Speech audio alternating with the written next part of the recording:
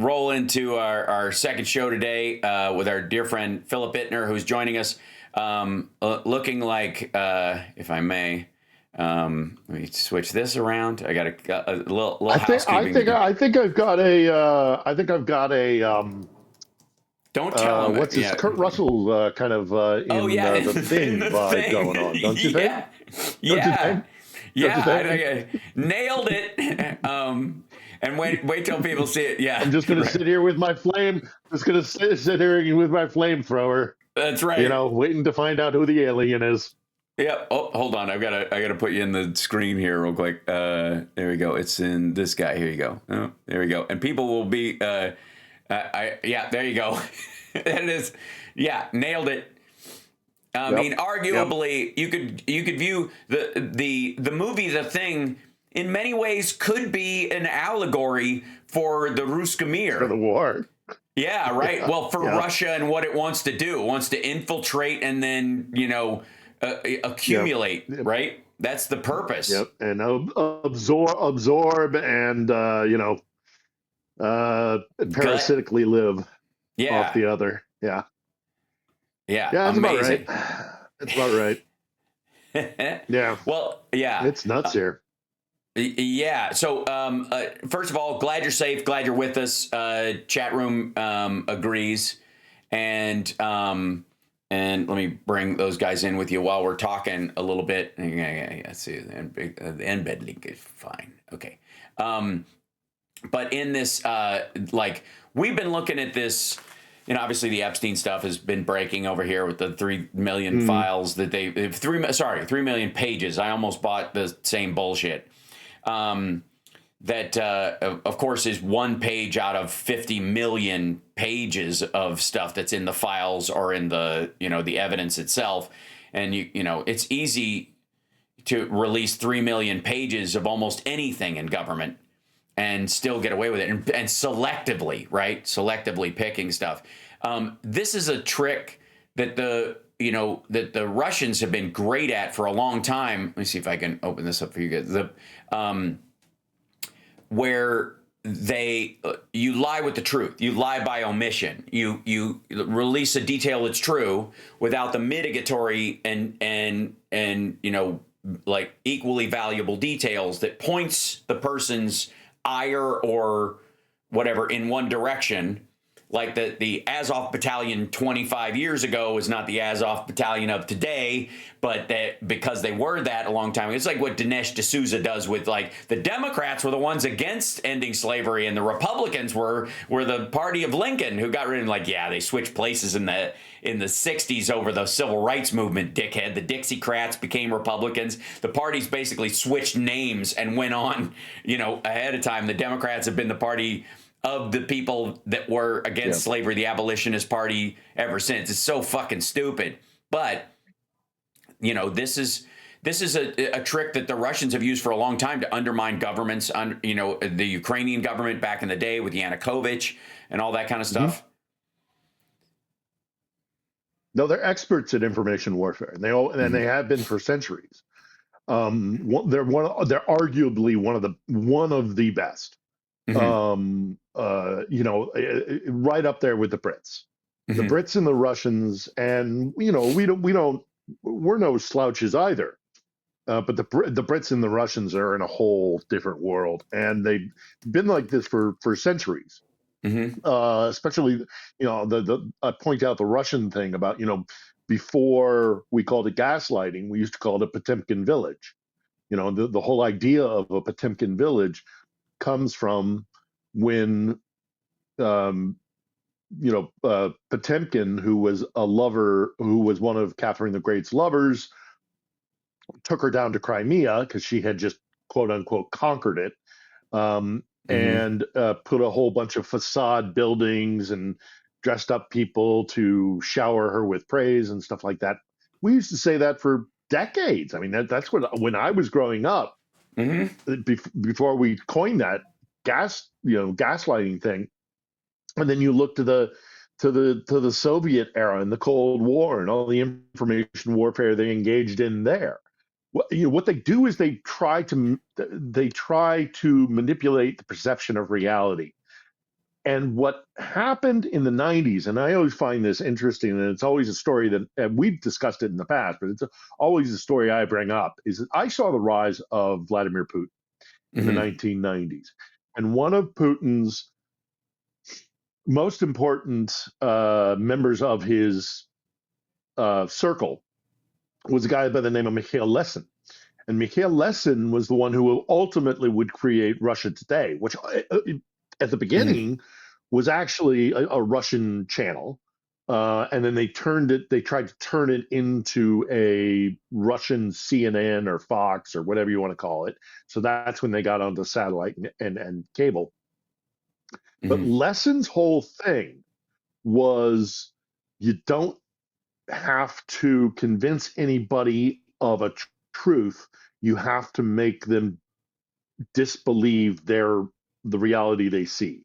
You don't have to give them a narrative that they can hold on to. You just have to unsettle the what they see right in front of their eyes, and then just discombobulate them with whatever. This is very, I think probably this is like kind of where Steve Bannon got it. Yeah. I mean, Lesin was the architect of it. As an addendum, by the way, in the run up to the 2016 election, Mikhail Lesin, also who had immigrated to the United States because he became quite wealthy, was found in very, very suspicious circumstances, dead in his Washington, D.C. hotel room the day before he was supposed to speak to the FBI. And again, I stress, this is in the run up to the 2016 election. This is Trumpland stuff. So they're very, very good at this, extremely good at this, at confusing people, at making people not understand or believe what is right in front of their eyes. And I think the Trump administration has learned lessons from that and is employing it. I don't just think it. I mean, I see it. Once you have the codex, you know, and you can see it, and it's all over the Trump administration. This kind of Russian psychological warfare, information warfare. It's all over, and also, these are fish that are swimming in the same waters. I mean, you look at Tulsi Gabbard, you look at Patel, or all the kind of all that kind of QAnon, all what we've seen in the States domestically. I am convinced that that's not a coincidence. I definitely think that, and I am not saying that like Russian agents like trained Americans. They found fellow travelers. They found people that they could manipulate, and they could infiltrate this information warfare into them. And then they would find traction in the United States or further in the West or wherever.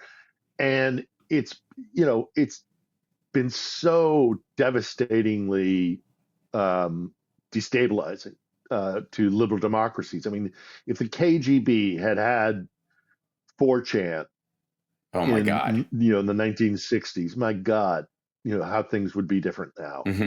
So it plays into their strengths, and do not estimate the enemy. The Russians are extremely good at it. They're about as good at it as I say, anybody in the world.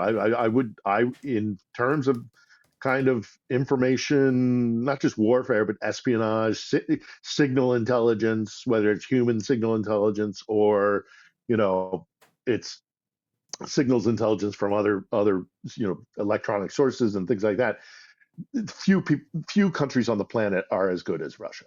And I think probably the Brits are up there, but and we used to be, hey, did we get it? We did.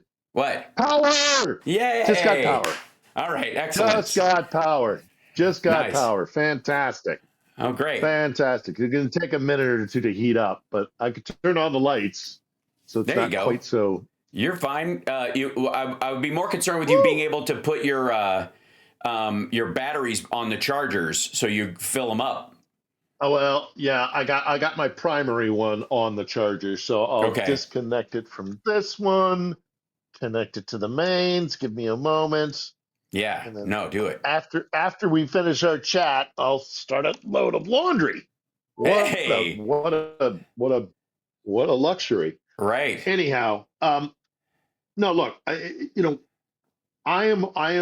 with the Epstein drops and also all this talk of Moscow connections to Epstein and Yeah. all of it. I really do sincerely hope we get to a place very soon. Um, Hope maybe during the midterms or the run up to the midterms or whatever Mm-hmm. it may be. Um, did Americans finally come to the realization that we're at war with Russia? Yeah. And I know people don't like it when I say that, but Russia thinks it's at war with us. So de facto, we are. Mm-hmm.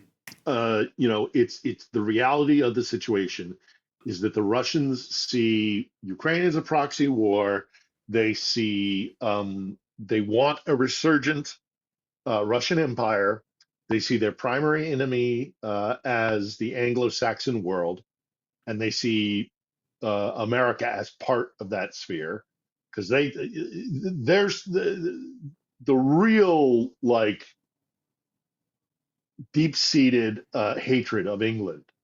Mm-hmm. They think Wall Street is controlled by um, London and the royal family and things like that. I mean, there's a whole mythology that the Russians live by in pretty prominent circles. This is not a rare opinion. Is that this idea of the Anglo-Saxon and transatlantic alliance between America and America?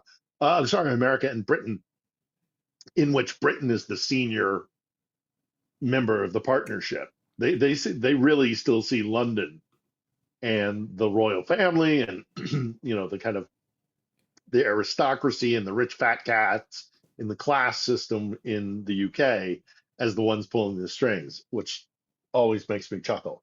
But Right. regardless, they do. So they think that we're doing the UK's bidding.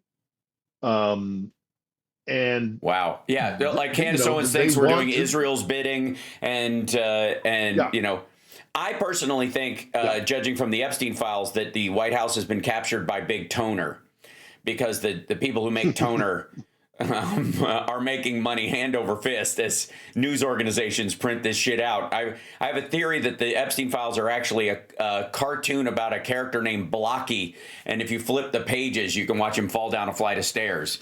I will say there are a couple of things I want to show to you that are from it's this is the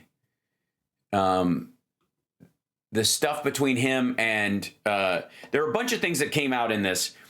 There were a bunch of like Vatnik assholes on Shitter and other sites saying I'll read them to you because this is tiny type, but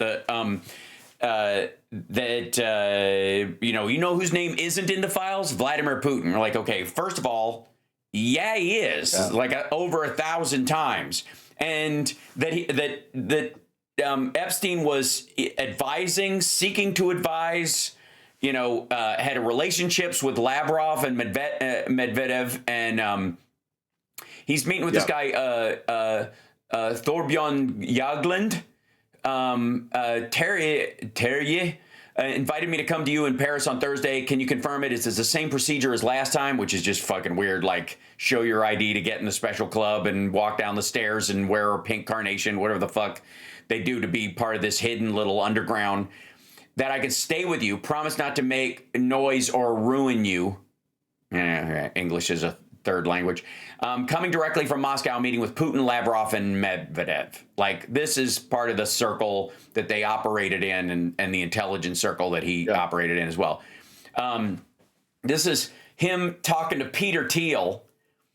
Vitaly Churkin, Russian ambassador, most involved. He and Lavrov control. If you give me a time, I will try to set up just us. Meaning, Jeffrey Epstein setting up a meeting between Peter Thiel and Vitaly Churkin and Lavrov, in theory, that like, give me a time and we'll set up a meeting in Russia between Epstein and Peter Thiel. There's another one from Peter Thiel. Lunch with him. I want people to notice the date on this one. This is 2016. This is 2 years after allegedly he met Epstein for the first time, and they are lunching on the fucking regular. There's even another one, 2017, November 27th, 2017. This is when Trump had invited Epstein to the White House for New Year's, allegedly. Like these guys were all just continually knocking boots around this stuff, and this is the stuff that's been removed, and then people just reposted it. The stuff about Trump in particular, and they put people in there and then blacked out stuff that Trump couldn't wipe away or hide or whatever.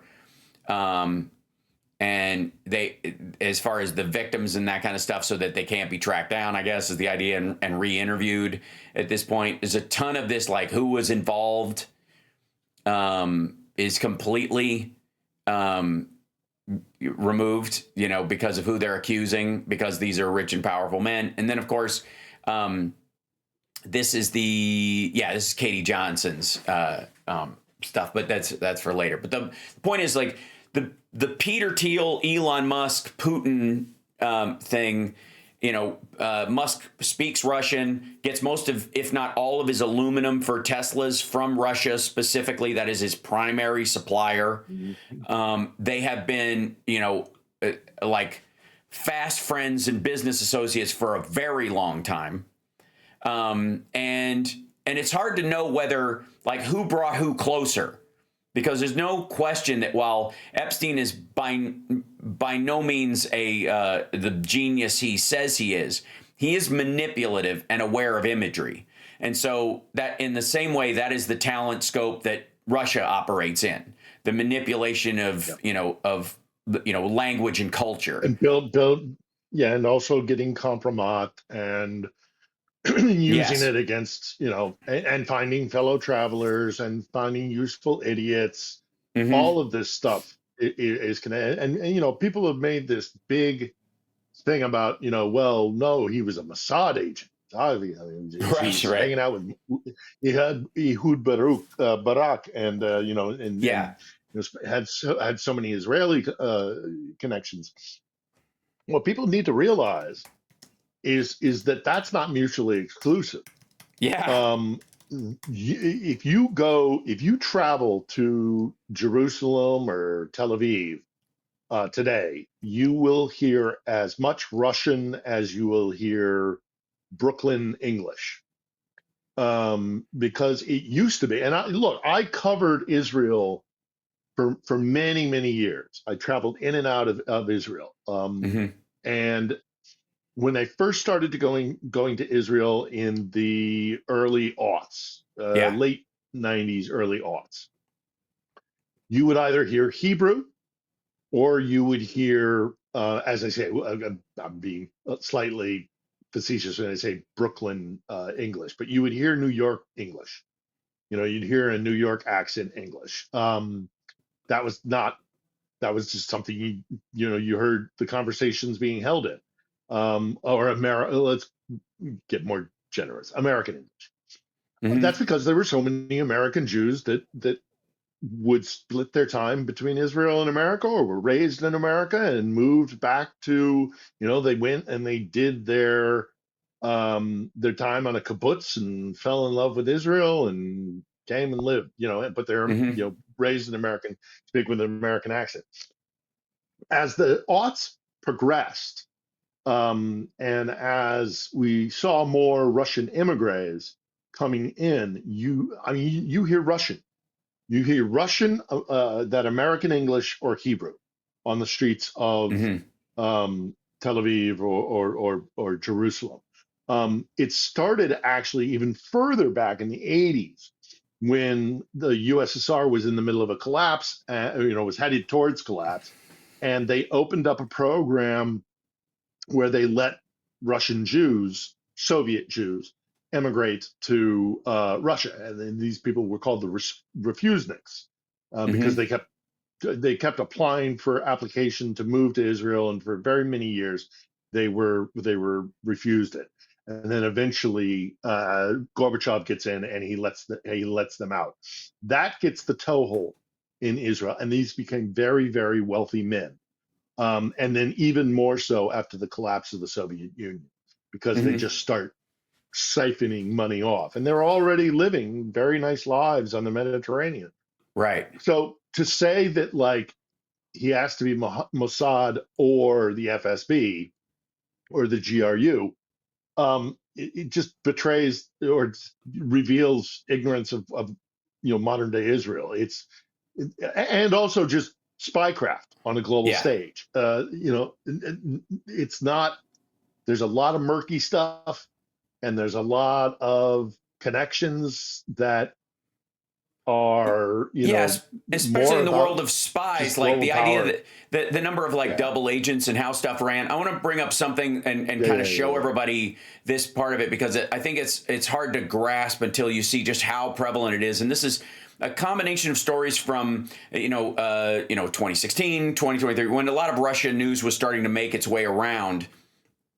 There was a bunch of, let's see, there were a bunch of stories that came out about the sort of the interdisciplinary world of spy agencies, when they're in that the enemy of my enemy is my frenemy situation, which is how I personally that the quote should go.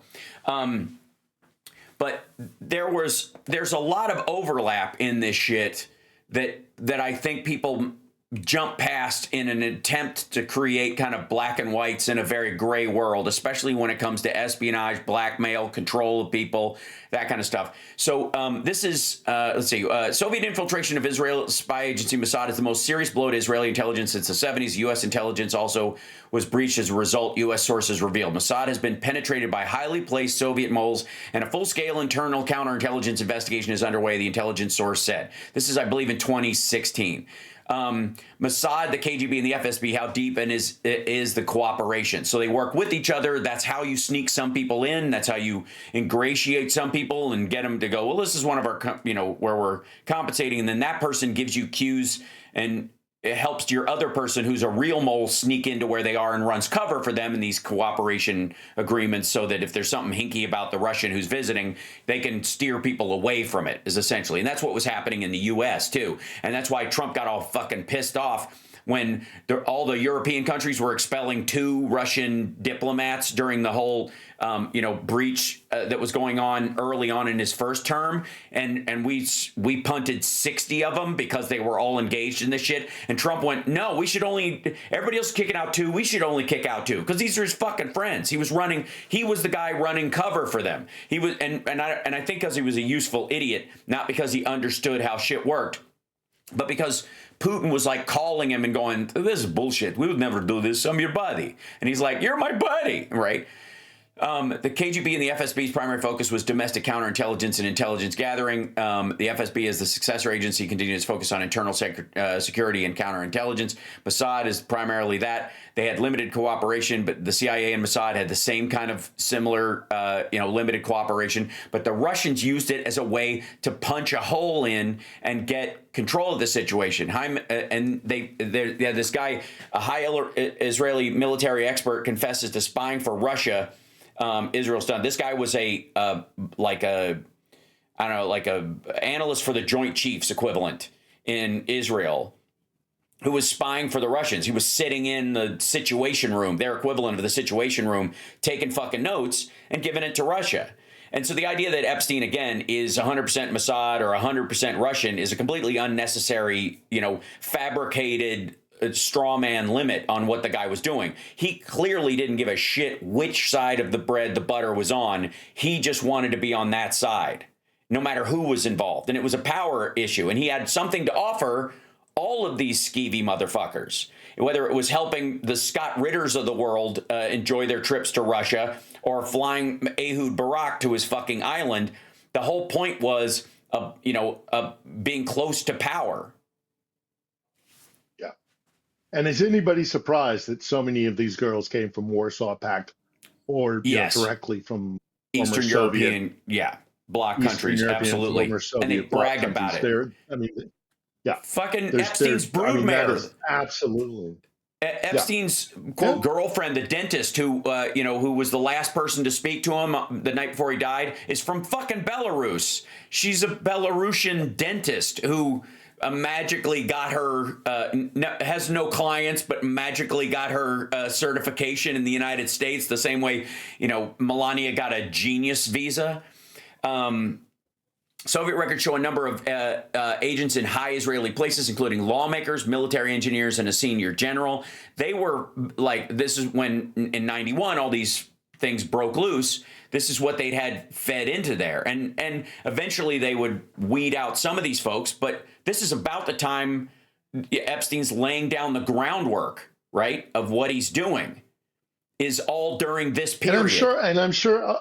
I am sure that many of those girls were, Black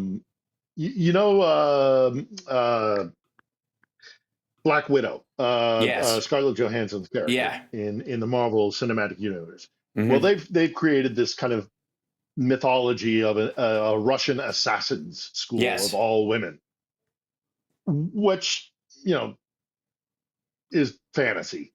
But having said that, what isn't fantasy for sure is that there was, and it's well known, that there were schools within Russian intelligence units, foreign in particular, that did train beautiful young women to be honeypots. I mean, Malcolm, our mutual pal, Malcolm Nance, tells the story of when he was in the Navy. No matter where he went in the world, whatever port he pulled into, and got leave, whatever hotel you'd go into, there would be a honeypot. There would be a Russian honeypot, because how much does it cost to put up a few beautiful women in Tunis, or in the south of France, or whatever it is, in Marseille, or nothing, next to nothing. So they did do that, and I have no doubt whatsoever that some of the women that were brought in to the Epstein ring were trained Right. espionage assets from Moscow.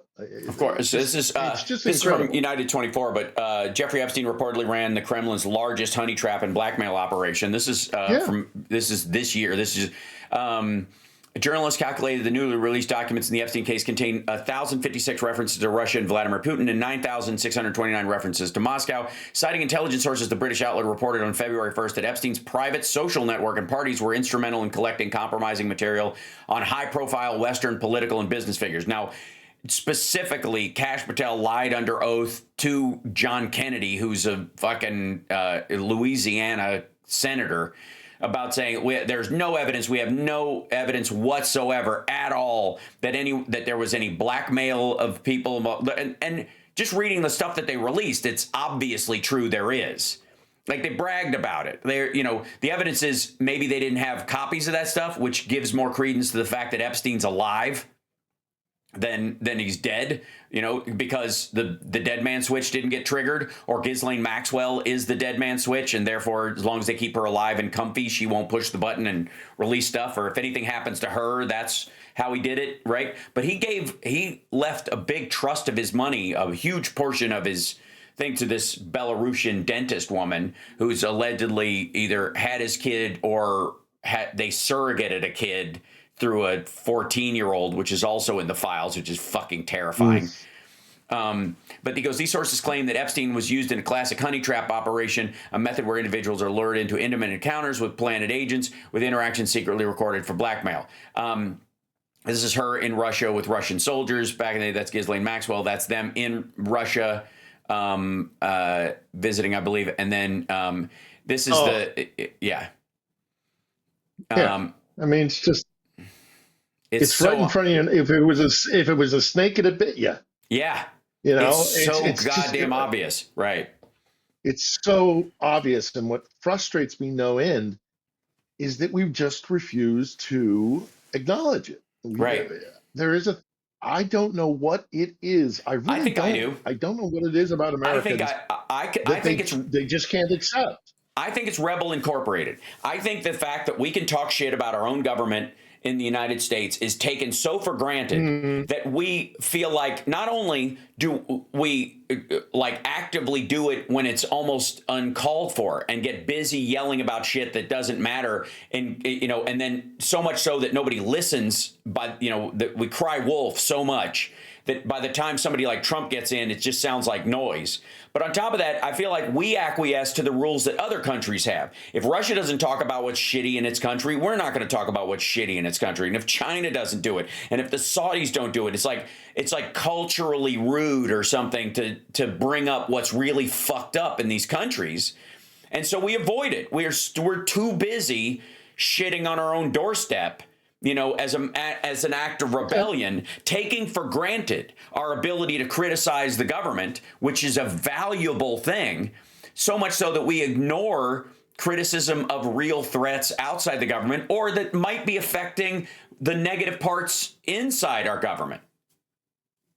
yeah, I think you're right. I think that's certainly part of it. It's just like a I think habit. there's another part. I think there's another part of it as well, in that we underestimate Russia and we don't listen to Yes. Russia. I mean, if Hmm. you listen to the Russians themselves, Right. they will tell you we're fucking with you. We Yeah. are attacking you. They think I it's mean, there's that. hilarious. But they think it's hilarious that we don't do anything about it. They Right. keep punching us in the face, and we don't do anything about it because we're too stupid to realize. And that's their whole thing. Americans are stupid, and they don't realize that we're fucking you up. And Mm-hmm. isn't it hysterical that the Americans haven't even woken up when we are clearly attacking them, but they're Mm-hmm. so dumb that they don't recognize that we're doing that. They openly discuss this on state television Yeah. and from people who are, you know, inside the government. I mean, they an ex-colonel of the FSB, right? There are no ex-colonels of the Yeah. FSB. Right. Yeah. These guys openly say we are on a war footing. We have a plan to destroy America from within, to bring them down and make them fight against one another, and to divide and conquer. And Mm-hmm. they're open about it. They're absolutely. And Yeah. what I think you're right. I think that we do have a thing where we're like, um, you know, we shit on ourselves. We're much more interested. We're a little bit. We're more myopic. Yeah. We we're much more concerned about, and we also think that everything that happens on the planet is we're involved in, and it's our we are the um uh what the you can't remove us. We're the non-removable country. Everything Yeah. is, The we are the essential. Yeah. center of gravity. Yeah. Right. We're the We're essential country. the I center, my and dear friend. Yeah. My dear friend Judy Toll, who I it loved, doesn't take into account. who created Yeah. Sex in the City and had it stolen from her. She wrote the movie Casual Sex, and she was super funny. She passed away, bless her heart. She had one of my favorite jokes ever in her stand-up, which was, and it very much applies to the sort of United States. Is she goes, my shrink and I figured out what my problem is. Apparently, I think I'm a piece of shit that the world revolves around.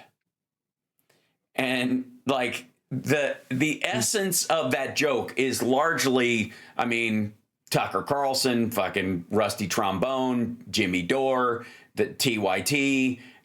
You could argue Rand Paul, like any Ron Paul follower, every sovereign fucking citizen, every right wing maggot, every left wing black bloc. We think America is a piece of shit that the world revolves around. So much so that there's an egotistical push away of any reality outside the United States. And so we cede that ground to be seized by the most awful, like politicians and villains in the fucking world because we don't want to touch it with a 10-foot fucking pole. Well, take a look at what's happening here Yeah. in Ukraine right now. I mean, thank God lights are back. That's wonderful. Yeah. But I'm telling you, we are being told by the electrical providers that we're going to get to a point sometime this winter where huge sections of this city are only going to get power 4 or 6 hours a day. Mm-hmm. That's it. So that means thousands of people before this winter is over are going to die from exposure. Oops. Okay. Yeah, It's going to happen. It's going to be in the thousands, and it is targeted at civilians. Okay.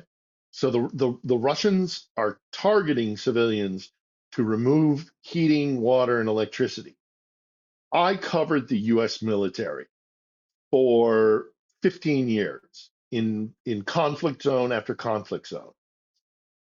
And you can say what you want about NATO and American military activity.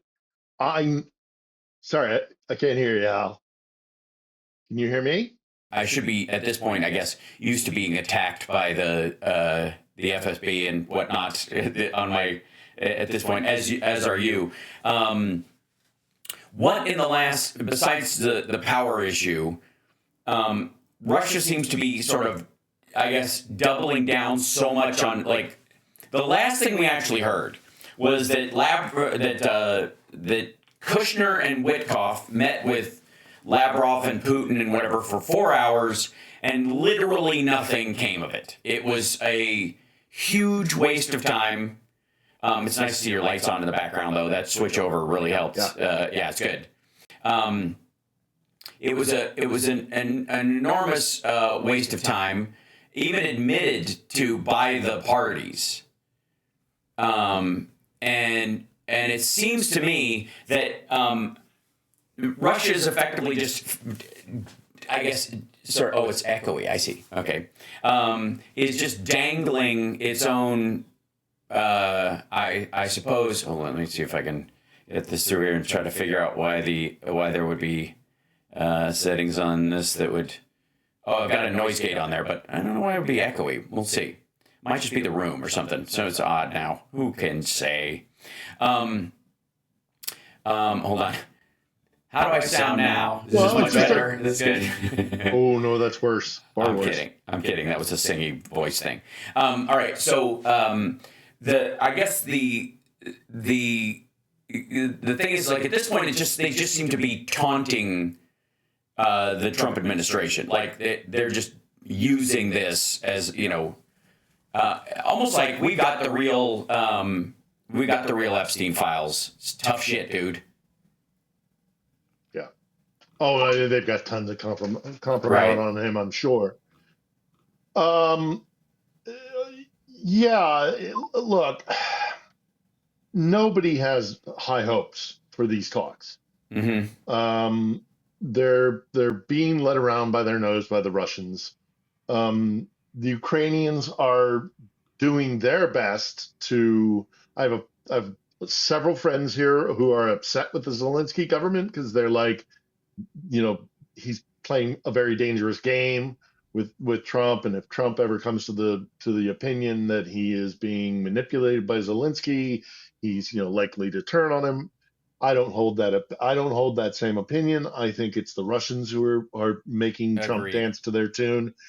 And I also think that the Russians have no interest in stopping this war, like none.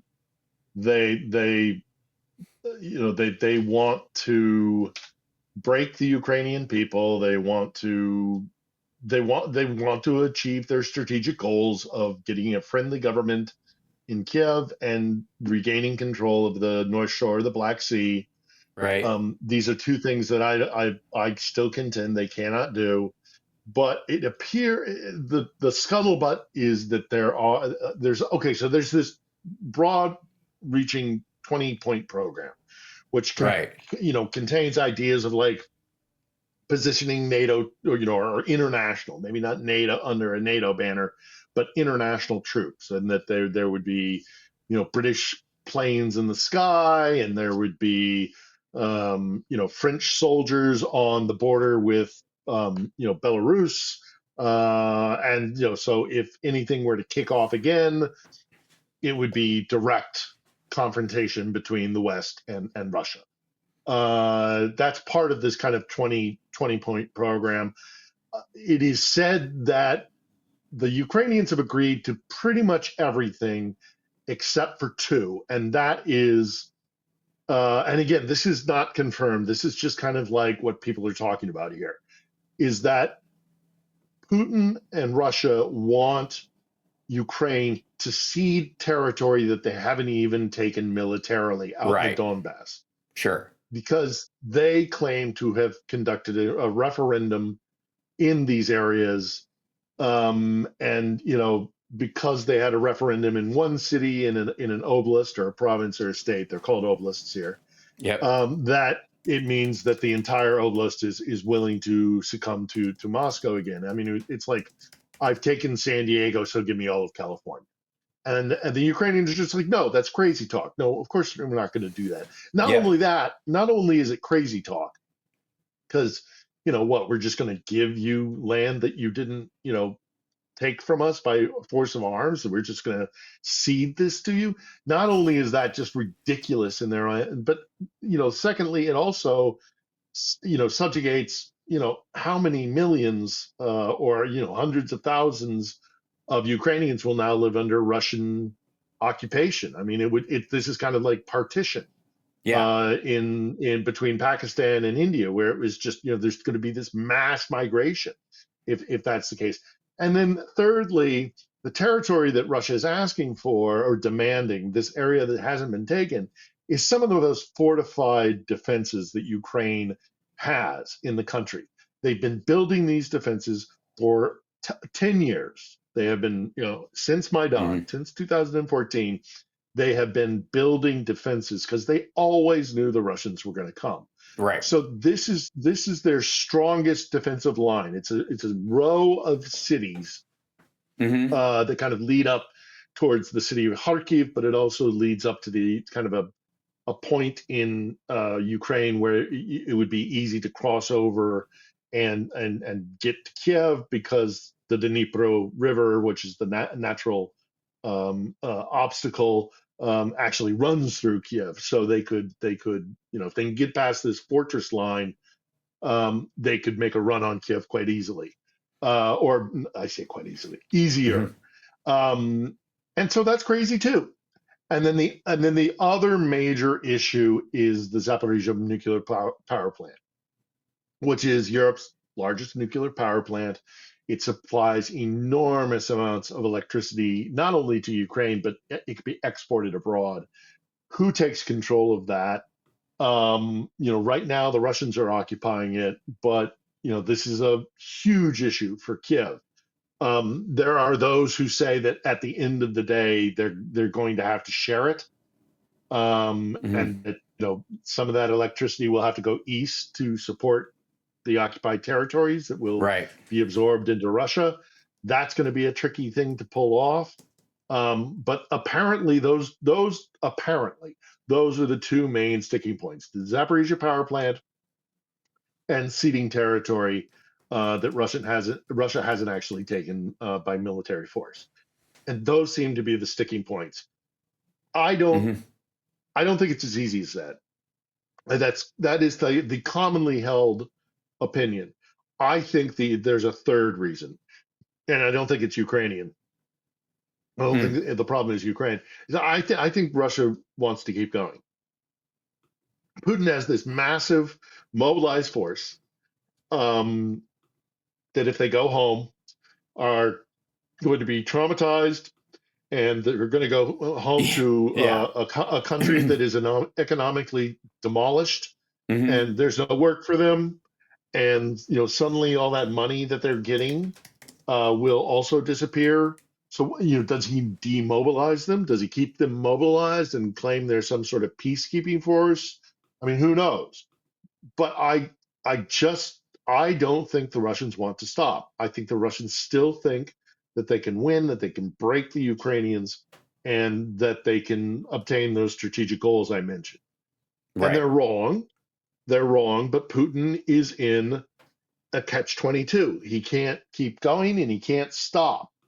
And I think that is also a major sticking point in any negotiated peace. Nobody here is optimistic. Right. Nobody here is optimistic this is going to end anytime soon. Well, and also, Um, like, just so people know, the Russian consumer confidence has hit a 3-year low, and Russian growth is 1%, which is behind even their economic inflation numbers. So it's just it's stagflation, I guess, is the key here. Is the most charitable way to look at it. And this is go away. They can't watch this. Okay, that's a Reuters one or whatever. Generally, this is the first time we're seeing I think even where is it? This one. Yeah, here you go. Putin acknowledges the economic slowdown, which is a big deal. Like, he never does. Yeah. And they have finally shown this, to be like, if he's being bothered by it, if he's bringing it up, then they're kind of screwed. Like, this is really bad. If it's the same thing in China. If Xi Jinping admits to anything, it's already a brutal crisis. Yeah. And this has been coming for a long time. It's not going to get better. It's going to get worse. Right. Yeah, I know. I want to show you this. Okay, so this was one of the things about, like, the Epstein honeypot thing. The St. Petersburg Economic Forum has been known as a hotspot for Russian escort girls forever, right? And then where is it? Yeah. Where was Scott Ritter going when the U.S. seized his passport and didn't allow him to travel to Russia?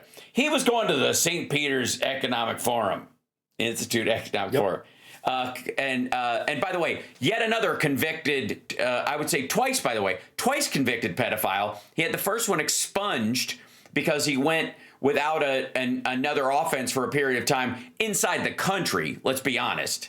Let me remind everybody that they have no way of knowing if he was fucking around in Russia when he goes over there. And you could argue that is the reward structure that they give to those kind of fucking guys.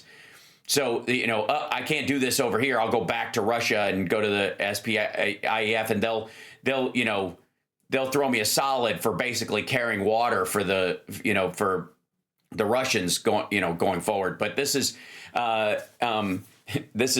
convicted pedophile Scott Ritter is not your average run-of-the-mill Putin apologist. His criminal background and troubling fetishes aside, the self-proclaimed blue-blooded American patriot, which again, these words mean #TM, masquerades as a voice of reason on virtuous quest to correct the deeply strained bilateral relationship between Moscow and Washington. What landed Ritter in hot water, however, was disingenuously passing off his recent visits as a bridge-building pilgrimage when they were nothing more than social climbing escapades, during which he ended up rubbing shoulders with and being glad-handed by untold senior government officials. Right, because he's acting as a propagandist for the Russian government, and is basically who he had lunch with before he left for the airport? RFK Jr. Nope. Who? Flynn. Michael Flynn. Oh, right. Well, because he posted on his Instagram. Ritter did this lunch that they were having, and he said, "I'm just having lunch with my good buddy Michael Flynn before I go to the airport to go to the St. Petersburg Economic Forum." Well, okay, you're having lunch right before, like, you're going directly to the airport right after having lunch with Michael. Well, yeah, there's the RFK. Yeah, he had RFK apparently as well, but apparently, right he before he left. As having met with Flynn. So it's I guess it's kind of, apparently I'm looking it up now, but I distinctly remember him and Michael Flynn having met before him going to the airport, and him talking about it. And look, Flynn is still a major issue, by the way. I mean, this is still a guy we need to seriously have a good look at. But Ritter is absolutely working for the Kremlin. Yeah, There's clearly. just there's no escaping that. And I'm happy they seized his passport. Screw him. Yeah. Yeah. Well, and again, the response from the Kiev Post is like, it's about fucking time. Like, this dude's been a creep forever. And it was literally like, and again, he's one of many. Scott Ritter's a great example of just one of many. And this is how, it's a good example, I think, for a lot of people of how, Trump himself was a useful asshat for the Russians, and then there isn't just like you're an agent for them, or you're a fellow traveler, or you're somebody they've got compromise on. There's a ton of overlap. Like, you don't get into the situation where they've got compromise on you until you were a fellow traveler at some point, or they had some other in. Like, there's nobody who stumbles into this situation. I have a buddy who was a was a red hat hacker and ended up on a white team and blah blah blah. Just kind of like running security detail and trying to find Chuck, trying to find his trying to find gaps in security for, from a hacking standpoint for the government, and hired to do that kind of stuff. And he's a decent enough looking guy, but nothing to write home about. And, he's not a Brad Pitt. There isn't this shocking thing, but he managed somehow to attract this lovely Russian lady who was just stunning, and played house for 3 years. And then I'm done and split. Like, effectively, like a short-term assignment is effectively what he was. And that happens all the time. And by the way, I feel almost as much for the Russian women as I do for their targets in this situation, because God knows what the leverage they have back in Russia is. You don't get into this line of work, because little girls in Russia don't grow up going, I hope I'm forced to pretend I love some chubby hacker in Orlando or wherever for 3 years so that I can pay for college and have one of his babies, even though I can't stand the guy or whatever. Like, that's not how it works. And so I have as much sympathy for, women who are pushed into this situation with little option. The honeypots themselves are often in a terrifying circumstance. Some of them are bought in. Melania seems to be very well versed, and some of them have made real decisions about, like, oh, this could be a good way to get the hell out of here and make some real money and start myself off. And I mean, what am I to stay here and sleep with an equally ugly member of the FSB for some sense of security? Right. So why not go do it in the United States or in London or wherever? Right. It makes a lot of sense, but good Lord. Yeah. I mean, this is nothing new. Mm-hmm. It's the ties between the whole MAGA movement and Russia. It's just, again, this is another thing that frustrates me about how we look at Russia. Is that, when are we going to finally wake up and be like, oh, they really mean us harm? Yeah, they're serious about this. Yeah, they're serious about this. Like, this is. Yeah, no, they're serious. They're deadly serious about it, and they consider us to be a I mean, speaking about the St. Petersburg Economic Forum, one of the things that I always point to is the 2016 St. Petersburg Economic Forum, because I have friends that are still in the foreign press corps in Moscow, and they were there in 2016, at the very, very beginning of 2016, right, is when they had the St. Petersburg Economic Forum.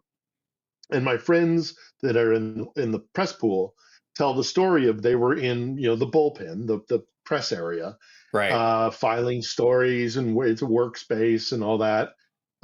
And Peskov, Putin's press secretary, comes around and he gathers up some of the big hitters, the guys from Der Spiegel, CNN, the Associated Press. I'm Right. not saying those were the exact guys, but it's one of those guys I know was there, but I don't want to dox them. Sure. Anyhow, he goes and he gets the big guys, the big guns, Mm-hmm.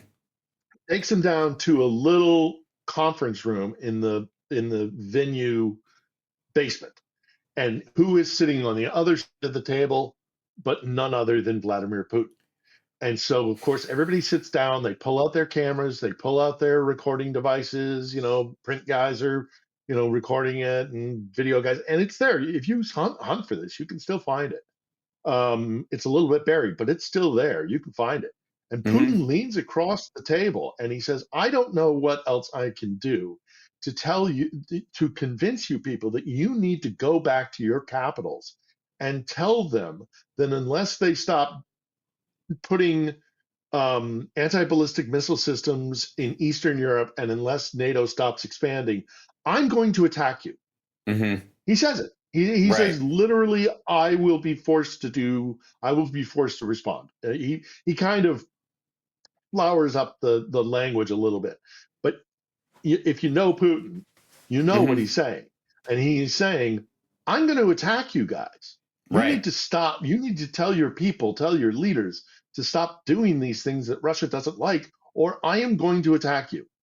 And I still contend that Trump is part of that attack.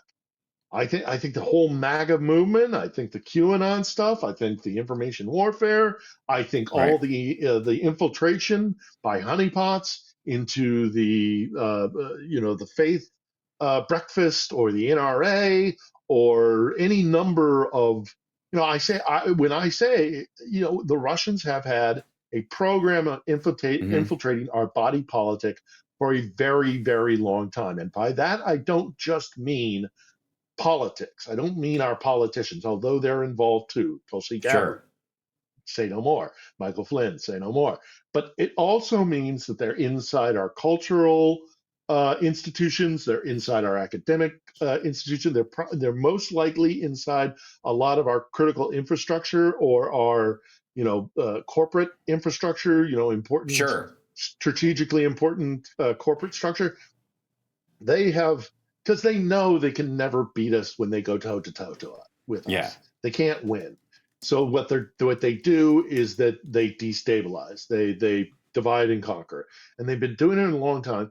And I know that we talk about this every week, you and I, but Mm-hmm. it has not permeated into American culture Yeah. as much, and American awareness and they've done the other side has done a great job of making it dismissive, and you are wearing a tinfoil hat because of course it's Russia, Russia, Russia. They Yeah. turned Marsha, Marsha, Marsha into Russia, Russia, Russia. That is a decided way of Yeah. being dismissive about the very real threat that Russia poses against America in particular, but the West in general. And I don't know what more we need to do Right. to how Well. long we need to be screaming from the mountaintop. Wake the hell up! This is really Mm-hmm. happening. Yeah, I think there is I stick by my assessment earlier that I was talking about, where there is Yeah, sort of an understanding, like we shit on our own government all the time because we have the right to, almost to the point where it's like we crap on our job even if we're liking it that day. There's almost like this habitual kind of cultural thing about complaining about your boss even if he's a nice guy, because if you go, yeah, my boss is actually great, you sound like a dickhead to other people who are working hard or have a shitty boss. So there's this kind of cultural, like, oh yeah, we're all in this together, even if there are variations of experience or whatever. Everybody kind of claims the same kind of misery quotient because you're allowed to talk about it, and which is a good thing. But it becomes this kind of habit, so much so that I would say we are effectively, the term don't comply in advance to the Trump administration and the dictators, and the wannabe dictators in his administration and he himself, that we do that with Vladimir Putin and with Xi Jinping, and arguably the Ayatollah and MBS and even Netanyahu, I would argue, in certain places. We only talk about them. It's like we're respecting their pronouns. Like we use the same kind of respect you would have for a trans person, or the expectation of that behavior on world leaders. Like, okay, if they're not allowed to talk shit about their government, we're not allowed to talk shit about their government. It's a really odd thing. And Russia Well, you don't need to look any further than their godkin leader of the MAGA cult sitting down with, what was it, Scarborough? Or was it, Mhm. who was it? When Scarborough said, why do you admire Putin and say nice things about Putin? He's a killer. And Trump says, well, we're all killers. Right. No, no, no, no, No. no, no, no, no, no, not the same. Not Nope. the same. And when we got cut off there, and I know we're running long, but when we got That's cut okay. off there, I was trying to make the point, and I know you protested against the Iraq War. I Yeah. was an eyewitness to the Iraq War. Um, I saw some of the shit that American soldiers did in Iraq, and some of it was deeply screwed up, but it was nothing compared to Hmm. what the Russians, you can say what you want, and there were definitely some fucked up guys in the American military who were Hmm. doing some fucked up things in Iraq and Afghanistan. Saw it firsthand. Listened to their bullshit when they were talking about, like, let's kill another Haji, or Yeah. let's, like, there were Sure. some fucked up guys. But I was never eyewitness to a incident where American or NATO forces purposely targeted, with the sole intent of killing civilians. I never saw that. I saw that they didn't care about civilians. They had disregard for, if there was a bad guy at a wedding, fuck it if we kill 20, bridesmaids, and that was deeply, deeply disturbing. I was on a rooftop in Baghdad. I saw an Apache helicopter take out a crowd of Iraqis who were celebrating the fact that they had disabled a Bradley fighting vehicle, and they were all swarming around it. The Americans couldn't get in to retrieve or secure the sensitive materials inside the Bradley, so they just said fuck it, and they just blew it up, and they killed a whole bunch of Iraqi civilians who were just celebrating because the occupier had taken one on the chin. And they also killed a news, and I saw them do that from a rooftop in Baghdad. And then I called the American military and the public affairs officer, and they blatantly lied to me. And I said, no, I saw this with my. So I am not going to look at the American military with rose-colored glasses. I have seen the fucked up shit that they do. I have seen fucked up people with inside the U.S. military. I'm not. I look at them warts and all. For all that, we never, to my knowledge, deployed rape squads. To my knowledge, we never went into towns and said, show me the bandera, show me the Nazis. And when the mayor said, I don't know what the fuck you're talking about, you've been fed a line of propaganda about what Ukrainians are. There are no Nazis here. And the Russians decided, well, if they must be hiding, because our propaganda has been fed to us that the Ukrainians are Nazis. So of course they're Nazis. These guys are just hiding them and protecting them. Let's kill them all until they drag out the Nazis. Or they just, or take your pick at all the atrocities.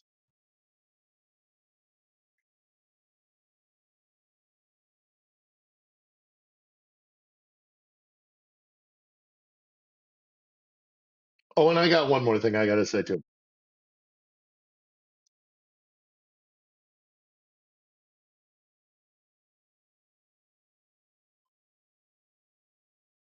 Mm. Yeah,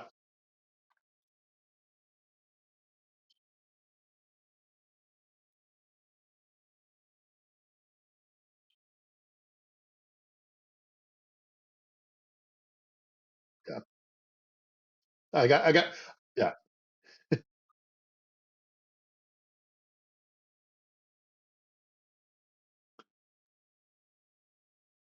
yeah, yeah, and on purpose. And the Russians put up when the Russians occupied Kherson, for example. they had several torture centers that not only did they not try to hide, but they publicized it. They told the people of the city that's where our torture place is, because they would Right. dump the people that they'd been torturing the last couple of weeks. They dump them on the sidewalk on a Monday morning so that everybody walked past this poor guy who was, had obviously been tortured. I got two quick things. I know we're Yes, running do it. long, and I know you All want to get good. to that raid. When you talk about American soldiers, I got a real quick story. I think I've told it to you before, but I'm going to tell it one more time for those who haven't heard it. I was rotating out of Iraq one time, and I was going through a base in northern Iraq, in Kurdistan, and we were at one of these tarmacs, these enormous airfields that we had, waiting for a transport plane to fly in, pick us up, and fly us out.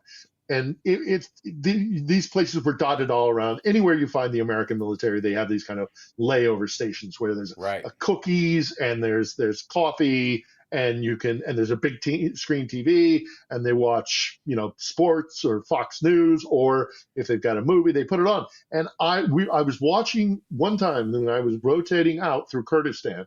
I was in with a unit who was also leaving after a 12-month period of duty, and we were watching a god awful John Cusack movie, which I think is called Room 19 or something like that. Yeah. Terrible, terrible, terrible, terrible movie, awful fucking movie. Yeah. But there's a scene in it in which a woman, it's a psycho thriller kind of thing, Yeah. and she's having an argument with John Cusack. She breaks away, she runs out into the street, and a car from just off of frame suddenly comes in and just clocks her, just sends her flying into the air. And it's meant to shock. It's meant to be a shocking scene. Right. But all these guys in the room started laughing hysterically. I mean, like doubled over laughing and going like, that's like the guy that you hit, 2 weeks ago. Right. Isn't that, that's just like that. And I turned to my cameraman and said, we're going to have a problem. Yeah. We're going to have a lot of these guys are going to come back, and they're going to just think, they're not going to leave this behind. They're going to carry it with them. And I think that's a lot of what's making up the Proud Boys and, what is the 3%ers and all the rest of it. So yeah, Oath Keepers. Yes, I think the Oath Keepers, I think all of that is connected. So it's a point, it's a point worth making. But before we go to the raid, one last thing I do want to say, and I know that the people have been contributing to it, but we are continuing to have our GoFundMe fundraiser that I'm involved with Lev Parnas and Malcolm Nance. It's Generators for Ukraine. If you go to just GoFundMe, Generators for Ukraine, you'll find it. It says for Odessa, but that's because where it started. We have spread now all throughout the country. There is no more urgent need right now in Ukraine than generators. We've been lucky enough to receive one. We actually have taken one of the generators by agreement from everybody involved in the GoFundMe program. I consider it. I have taken custody of a generator. If there is a life or death need for this generator, I consider myself solely a custodian. But we feel that continuing to put out on the edge and fight the information war is in many ways, perhaps not as valuable, but a valuable contribution. If it's needed by a family or a school or a hospital or something, everybody knows in the group that we're willing to give it back. But if you can, do go to the GoFundMe Generators for Ukraine. I really do fear. I don't just fear it. I know it. We're going to have, when this is all said and done, we have another month to 6 weeks to go through, and we're getting shorter and shorter periods of electricity. Thousands of people are going to die here. And I don't think that's hyperbole. By the time this is over, thousands of Ukrainians will have died by exposure. Right. So please, if you I know things are crazy in the States, and there's a lot of things that are drawing your attention, but this has the potential of being a real human catastrophe, and just a real, because it's going to have knock-on effects. people are going to be flooding to other parts of Ukraine, which is going to put stress on Ukraine. They might also start leaving, and that'll create a refugee situation in Europe, which will exacerbate things there. It's exactly what Moscow wants. That's why they're doing this. But they are, I point out the fact that, America fights a war very differently than Russia does. And this is part of it. This is targeting civilians. This is purposely for no other reason than to traumatize these people and to make them flee the country so that they can be even more severe in their war fighting. Right. And efforts. weaken the resolve of the people in the front lines, weaken the resolve of the people that are still inside the country. If you see your neighbors all heading for the hills, it's part this of that is exhausting. It's a strategy. It is an active strategy. And I'm lucky. I am comparatively very lucky. I have that generator that I've taken custody. It's in the office now. But I've got, I have the ability to have money to buy my power banks and my power stations. I'm not going anywhere, but I have that luxury.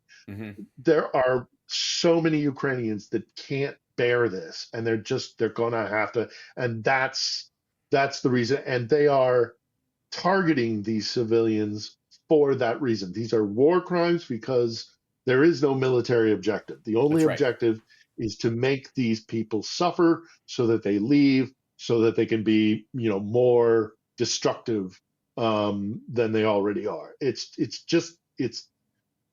It's war crimes. It's just war crimes, and I wish it was getting more attention. I understand there's lots going on in the world, but it's. I have to be honest. I'm upset that it's not getting the attention that it deserves. When this could get to a tipping point, and then we're already too far, and then we're looking at real tragedy and lots of deaths. So if you can, we need generators, and if you can contribute, even the smallest amount, it doesn't matter. This is life or death in Ukraine, and it is. I mean, I was talking with a colleague. Boy, I keep talking. I was talking. I'm going to finish. I was talking with colleagues because I'm checking in with my team because we're starting up the show again, and everybody is telling me I'm exhausted. Right. I don't want to get out of bed. I don't want to get out of bed. I have aches, and I have real aches and joint pain because my body is being affected by the cold. Yeah. One of my camera operators has been going to like physiotherapy for her shoulder.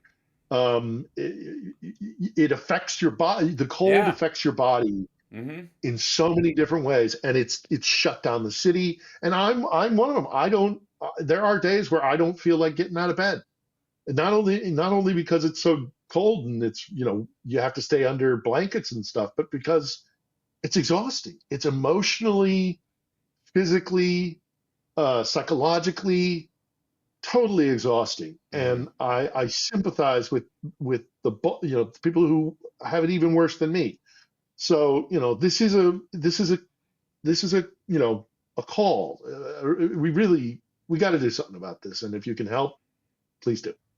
Absolutely. Thank you so much, Phil, for being with us today. Stay warm, stay healthy, and stay safe. And I'll see you on Saturday. Best. And then during the technical break, I started my laundry. So there you go.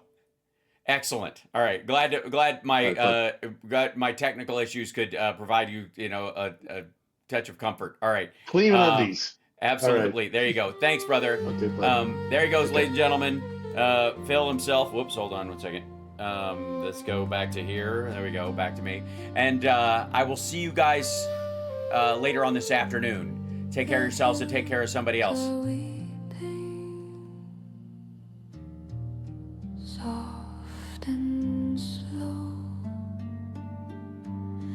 a shadow